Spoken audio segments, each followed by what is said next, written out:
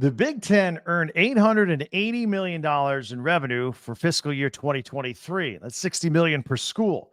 So why are Nebraska and Penn State scaling back their expensive stadium renovations?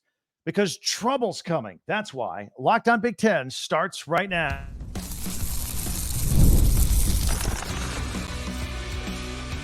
You are Locked On Big Ten, your daily podcast on the Big Ten Conference. Part of the Locked On Podcast Network, your team every day. Welcome to Locked On Big Ten. I'm Craig Shemon. Coming up on 40 years as a sports talk show host and play-by-play announcer, and I want to thank you for making us your first listen each and every day. We're free and available wherever you get your podcasts and on YouTube, part of the Locked On Podcast Network. Your team every day. And these days, every new potential hire can feel like a high-stakes wager for your small business. That's why LinkedIn Jobs helps find the right people for your team faster and for free. Post your job for free at linkedin.com/lockedoncollege. Terms and conditions apply. Are Big Ten schools running out of money? No way. That's impossible, right? Connor Stalions in the news as well. Remember him from Spygate, plus our Tuesday tweets. But Nebraska and Penn State are in the midst of trying to implement massive stadium upgrades at Memorial Stadium and Beaver Stadium, respectively. And while cash is flowing everywhere in college athletics, especially in the Big Ten, both schools may have to pull back significantly on the proposed stadium plans. That's weird, right? Just yesterday, we learned that the Big Ten earned $880 million just last year. And that's before any revenue coming in from the new TV deal that kicked in later. Lucrative TV deals are spreading money. They're getting more and more money every year. There's money everywhere. So what's happening here? Why are we scaling back all of a sudden? Let's start with Nebraska, shall we?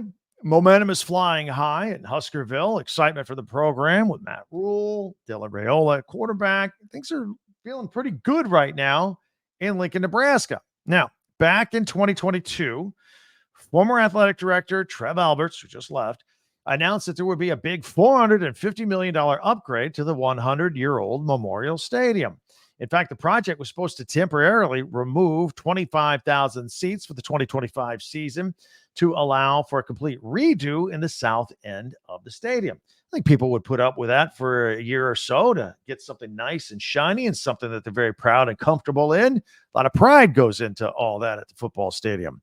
Well, then comes in new athletic director Troy Dannon. He announced this week that the massive project has been downsized for the moment. That means the south end of the stadium will not face the wrecking ball immediately after the upcoming 2024 season. Dannon's plan will tackle the east and west sides of the stadium, but that project will not start before the 2025 season. A lot of bleacher seating will be replaced with the chair backs and all that kind of stuff. Still expensive, but kind of standard issue stuff.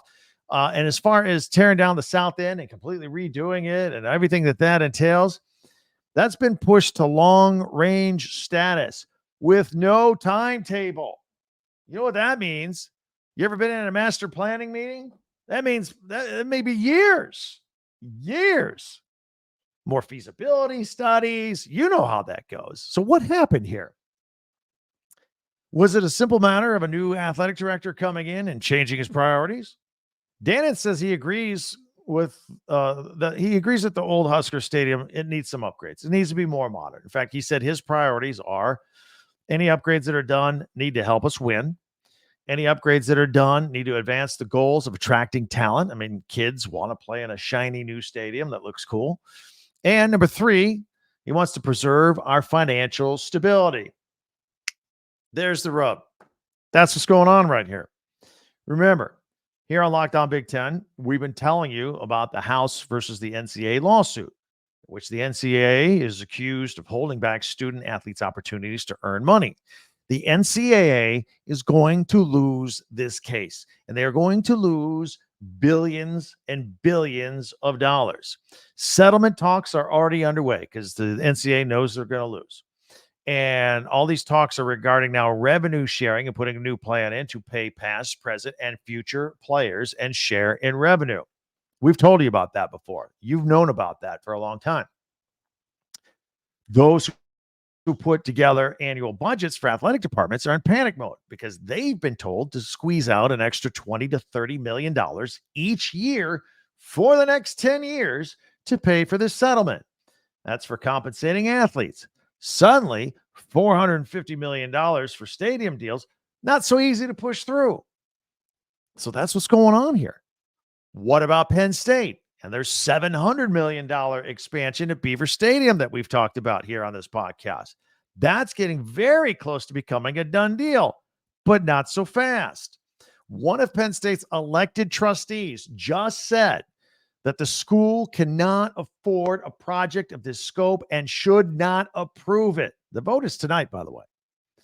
He claims it would cause too big of a jump in the school's debt ratio of almost $1 billion once you add this stadium on.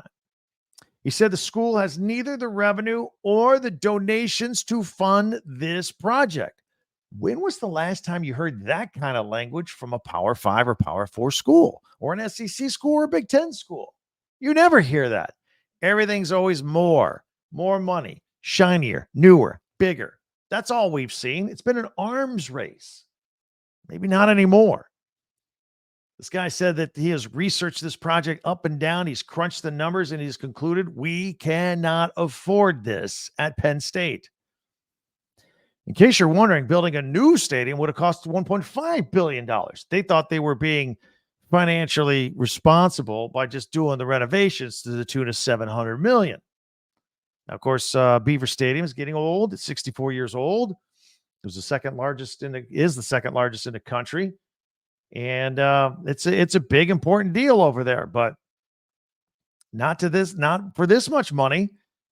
You imagine, by the way, if they had gotten a new stadium, even the new one for $1.5 billion or doing the renovations for $700 million for a facility that you play 7 home games, throw in a couple soccer games and a concert. That's a lot of money. That's a lot of money. Again, the vote on this project takes place tonight, Tuesday night. Let's see how that goes. I'm not sure how it's going to go, whether the upgrades will take place or whether there are other voters that feel the same way as this guy I told you about. We'll find out soon enough. But you have to admit, it sounds strange to hear budget-conscious people talking in this day and age where we're used to Power 4 schools, or specifically Big Ten schools, just printing money off of their TV deals. Just nonstop. Like I said, it is an arms race. But it does sound strange to hear them holding back for financial concerns. Now, I will tell you, not all the news is bleak out there regarding new stadiums and whatnot. Northwestern, keep on plugging along. They seem to be full steam ahead for their new football stadium. And I'm sure you've heard by now that Ryan Field has been torn down completely, demolished. In fact, we had a picture of it on Tuesday Tweets a couple of weeks ago. I think the last thing remaining was like just the support of the old press box, but everything else was gone. And so now they are kind of rushing through some plans to add 15,000 bleacher seats around their soccer and lacrosse field that are right there on campus. That'll be cool, but down to 15,000 people. But it's right on the shores of Lake Michigan. Should be a great scenic views in the autumn over there, just outside of Chicago. So that's what's going on over there. This entire process should take a couple of years before the new stadium is done. Maybe they're in a better situation. Maybe being a private school, maybe they've got the money, everything's good to go. Everything's been approved. Obviously, they've started the construction and all that's going on there at Northwestern. So I'd love to hear from you on this, especially if this is one of your schools, if you're an alum. In the meantime, if you like what you're hearing here every day, Locked On Big Ten, be sure to subscribe. Just click the button. It's free. Nothing else is required. And you can follow Locked On Big Ten for free wherever you get your podcast. That way you get the latest episode of this podcast as soon as it becomes available each and every day. Our audio versions come out at 4 a.m. Eastern. If you're audio only, if you watch on the video on YouTube, that comes out at 6 o'clock Eastern. You can check that out. Connor Stalions, remember him? Spygate, Michigan, back in the news, being talked about. Plus, the Big Ten baseball tournament starts today. We got all that coming up here on Locked On Big Ten. LinkedIn Jobs. Do you have a small business? Are you in charge of an office? You know what it's like when a person leaves, gives you the 2 weeks notice. Hopefully they give you 2 weeks notice, but you got to fill that job and you still have to do your job at the same time. LinkedIn Jobs can make it so easy for you. Check out LinkedIn Jobs. They've got the tools to help you find the right professionals for your team faster and for free. And it's not just a job board. LinkedIn helps you hire professionals you can't find anywhere else, even those that aren't actively searching for a new job, but they might be open to that perfect role. In fact, in a given month, over 70% of LinkedIn users, they don't visit other leading job sites. So if you're not looking on LinkedIn, you're looking in the wrong place. 2.5 million small businesses use LinkedIn for hiring. Post your job for free at linkedin.com/lockedoncollege. That's linkedin.com/lockedoncollege. Post your job for free. Terms and conditions apply. I want to thank everybody for making Locked On Big Ten your first listen each and every day, especially you everydayers that make us go. Meanwhile, as I just told you, be sure to subscribe before you leave and click it and on YouTube, and you can share or follow and like Locked On Big Ten, however you consume it. Locked On Big Ten, your team every day. And also remind you, visit our website, Talk Big Ten, number 10, talkbig10.com. All of our podcasts go there in chronological order or by school. You can get merchandise, other information there, comments. It's all right there. Talkbig10.com. We have not heard the name Connor Stalions in a while. In fact, isn't it weird? We don't hear anything about that. That was the biggest story in the middle of the college football season last year. Spygate, Michigan, all that stuff. He was the former Michigan assistant that was at the center of the Michigan Spygate story last fall. There's really been nothing new publicly about the investigation into the matter either, and nothing new about how he was reportedly on the sideline, remember, of the Central Michigan State game in week 1 last year. And at least we thought it was him. We still don't have evidence or proof that it was him. Nobody's saying anything. We think it was, though, on those photographs. But both Central Michigan and the NCAA, they failed to say anything publicly about the matter from that day. And neither side has spoken to Michigan State Athletic Director Alan Haller to this point. And he wants to know how all this happened. But Haller, he is speaking. He said in an interview that he is disappointed in Central Michigan and the NCAA. He said he's interested in the outcome of this investigation. He says this investigation could impact the Spartans' relationship with Central Michigan. The two sides are scheduled to play again in 2027 and 2030. Maybe he'll pull the game. I don't know. But that'll be here before you know it. Haller also discussed this year's season opener versus Florida Atlantic. That is scheduled for Saturday, August 31st. Now, there was some discussion about moving that to Friday the 30th, but it's staying put for now. He says the new TV deal in place for Big Ten schools, it doesn't allow him as much flexibility. When the TV wants you on a certain day, you got to be there. And he says he's still working on it because he knows the Michigan's kind of gotten used to having the season opener on that first Friday night now. They've done it not every year, but pretty close over the last several years. Speaking of Michigan State football, by all accounts, Jonathan Smith's doing a pretty good job with recruits and transfer portal kids, getting ready for his first season to coach in East Lansing. Now, sure, there have been some losses too. We've covered those here. Some kids that have portaled out. But overall, he's working pretty hard to get things turned around there. Now he's not done. Now he's trying to flip a 4-star recruit who has already committed to another Big Ten school. He is going after Indiana commit Chris McCorkle from Sarasota. He is the number 25 cornerback in the country. He also played wide receiver in high school, and this week he announced he'll be taking an official visit to Michigan State beginning on June 14th for a kid that just committed to Indiana on April 26th and now taking this visit. Warning flags maybe for Indiana, although he is going to take another visit to Bloomington as well. So maybe the Hoosiers won't lose him. Maybe they will. We'll keep you posted. Anytime we talk about recruiting news, it's always brought to you by our friends at LinkedIn Jobs. LinkedIn Jobs these days, every new potential hire could feel like a high-stakes wager for your small business. That's why LinkedIn Jobs helps you find the right people for your team faster and for free. Post your job for free at linkedin.com/lockedoncollege. Terms and conditions apply. The Big Ten baseball tournament gets underway today, Tuesday. Maybe already underway, depending on what time you consume this podcast on Locked On Big Ten. But on deck at 11 a.m. Eastern, Eastern time from Omaha, Nebraska. It's 11 a.m. Eastern, but in Omaha, it's 10 a.m. And it'll be Nebraska, number 3 seed Indiana, rather, taking on number 6 seed Purdue. Then 2 seed Nebraska taking on 7 seed Ohio State after that one. At 3 p.m. Eastern, that pits number 1 seed and Big Ten regular season champion Illinois versus the 8 seed Penn State at 7 p.m. Eastern. By the way, I know my head is in the way here. If you're watching on video of the Illinois pennant behind me, people complain about that sometimes. So give them some run here today. They're Big Ten champs in baseball. And then the opening games continue on Wednesday at 3 p.m. Eastern. It's 4 seed Michigan versus 5 seed Iowa. Speaking of Iowa, we all know that Caitlin Clark and the Iowa Hawkeyes took on the South Carolina Gamecocks, the Lady Gamecocks, for the national championship. South Carolina won the Natty.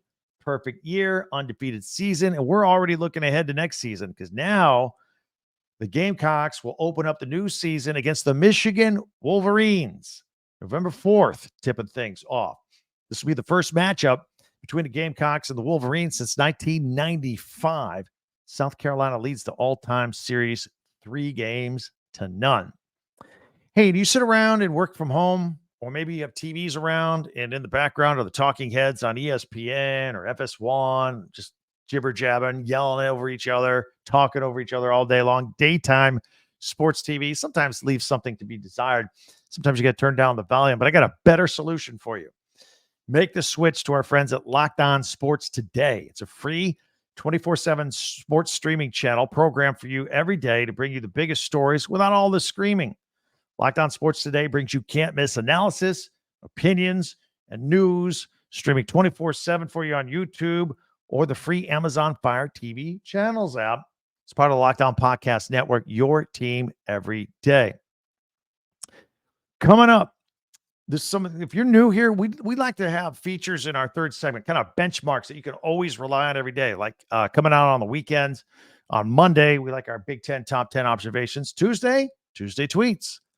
Follow us on Twitter or X at Talk Big Ten. I'll follow you back. If I see something amusing, I always pull it for the Tuesday segment on Tuesday tweets. By the way, Wednesdays we do power rankings. Thursdays we look at the Big Ten Network's weekend programming with Big Ten Classics and some live programming. And then on Friday, we do some sort of pick 'em, whether it be football, basketball, or odds or whatever. But again, it's Tuesday tweets. We'll see who made the list this week. That's next right here on Locked On Big Ten. It is winner take all now. Getting to be crunch time in the NBA, conference finals. Also, the NHL Stanley Cup finals playoffs going on. FanDuel is giving you a shot at bringing home a big win of your own. Right now, new customers get $150 in bonus bets with any winning $5 bet. It's $150 on point spreads, money lines, player props. Look, everybody at work's doing it, right? How cool do you feel when you roll into work the next day? Hey, man, I just hit a 3-team parlay. Boom. I'm good to go. You feel pretty cool. Do it on FanDuel. FanDuel.com/lockedon and make every playoff shot count. FanDuel, America's #1 sports book. Tonight, Tuesday night, Eastern Conference Finals of the NBA, Pacers and Celtics. I like in this first game the Celtics to win big. I think this could be a better series than people expect. It's a 10.5-point spread. That's a lot. Take the over. These teams, when they play, most of the games they played were both teams in the 130s this year. Crazy. Pacers are the 6th highest scoring team in NBA history. Take the overs on this one.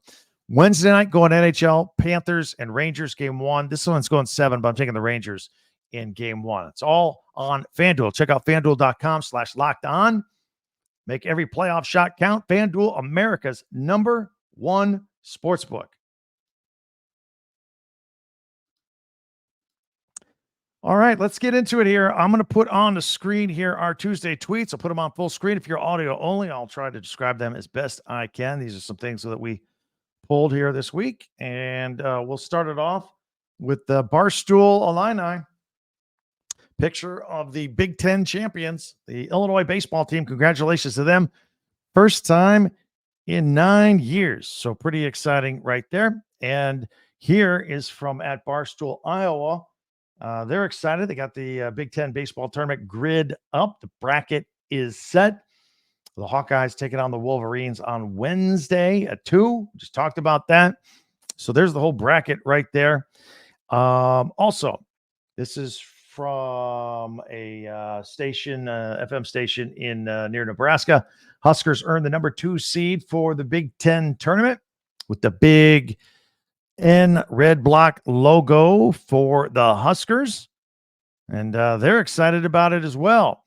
Speaking of Nebraska, at Husker football, proud of our grads, showing some football players graduating at Memorial Stadium, which we were talking about earlier, about all the renovations and whatnot. It says hashtag GBR, Go Big Red, and hashtag What's Next. So congratulations to all of them. And here we have from at Charles Schwab Field in Omaha. The field is set. Witness the best in the Big Ten beginning Tuesday for their conference baseball tournament. Get your tickets today. And it's got some ticket information there, but it's got the 8 logos of the teams involved: Illinois, Nebraska, Indiana, Michigan, Iowa, Purdue, Ohio State, and Penn State. Good looking with all those logos on there. This is from at Sparty World, talking about Michigan State's Jordan Hall returning this season, suggesting that he's arguably the best young linebacker in the Big Ten, with a video of him. And this is the ranking among all Big Ten freshman defenders last year. 67 tackles was second among the freshmen. 7.5 tackles for loss was first. 4.5 sacks among freshmen was first, and 1 forced fumble as well. So, we talked about it a little earlier today. A lot of excitement in Sparty land for Michigan State. Let's go down to Ann Arbor. This is from at the real Don Thomas. It's a picture of Tom Brady and J.J. McCarthy together. And these two men pictured here both threw 3 or more touchdown passes to lead Michigan to a comeback overtime victory over Alabama in their final games. I didn't remember that about Tom Brady, but I do remember JJ's last year in the Rose Bowl. And they both left school with multiple Big Ten championship rings and a national championship. J.J. McCarthy and Tom Brady. We'll see. We know what Tom Brady did after that. We'll see what J.J. McCarthy does with those Minnesota Vikings, right? All right. Also, we have, look at this. This is Blake Corum in his Rams uniform. This is from at Rams NFL Twitter. It says the new threads. First look at Blake Corum in a Rams uniform. He looks happy. That's pretty good. Speaking of running backs, at PFF College football, the highest graded returning running backs in the Big Ten. Number 1, Kyle Monangai from Rutgers. 92.5 yards per game. Jordan James from Oregon next. Here's the whole list. It's a pretty good list of running backs. Got Katron Allen on there as well. Quinshon Jenkins from Ohio State is on this list. Some people think Travion Henderson should be there. But anyway, pretty good list of running backs, but that's always the case in the Big Ten. You got to have probably 2 solid running backs to survive in the Big Ten every year. Here's one from at Penn State softball. Says the winningest. Allows to introduce the Penn State record holder for the most wins in a single season, Bridget Namath. 23 wins this year. Congratulations to her. And here is from one at Penn State baseball, opening our week in Omaha with Illinois on Tuesday on the Big Ten Network. Penn State and Illinois baseball going at it. Part of the Big Ten tournament. And then here is from at Mr. Indiana. It says, with IU, Ohio State, and Michigan dominating the portal, could we get prime 2013 Big Ten basketball back? And it's showing the overall records that year. This is only in 2013. Indiana, 29-7. Ohio State, 29-8. Michigan State, 27-9. Michigan, 31-8. And Wisconsin, 23-12. The good old days, right? I agree. And here's one from at Ohio State track and field. The Buckeyes are sending 34 entries to the NCAA East first round this week at Kentucky with an action shot. And we wish everybody all the best of luck in their endeavors here, their season-ending tournaments and contests. So that's pretty cool. That's it. That's a look at our Tuesday tweets. Again, every Tuesday we do that. Follow me on Twitter at X, at Talk Big Ten, and maybe I'll pull one of yours and put it on the podcast as well. In addition, for you interacting with me on Twitter, don't forget you can hit leave the comments on YouTube, and don't forget our website, talkbig10 10.com. Before you go, subscribe and follow this podcast right now on your favorite podcast app, and to get the latest episode of Lockdown Big Ten as soon as it becomes available each and every single day. And I always invite you to watch another episode as well, whether you pull them off of our podcast or our website, talkbig10.com. And also invite you to check out our friends from Locked On Sports Today, 24/7, covering the top sports stories of the day with the local experts of Locked On. As always, enjoyed our visit. Loved it. Can't wait to talk again tomorrow. Got our eyes on ears and everything. We'll see how that vote goes for the Penn State Stadium, the $700 million renovation, among other things. And we'll get into the Big Ten baseball tournament as well. Thanks for joining us. Talk to you tomorrow. I'm Craig Shemon for Locked On Big Ten.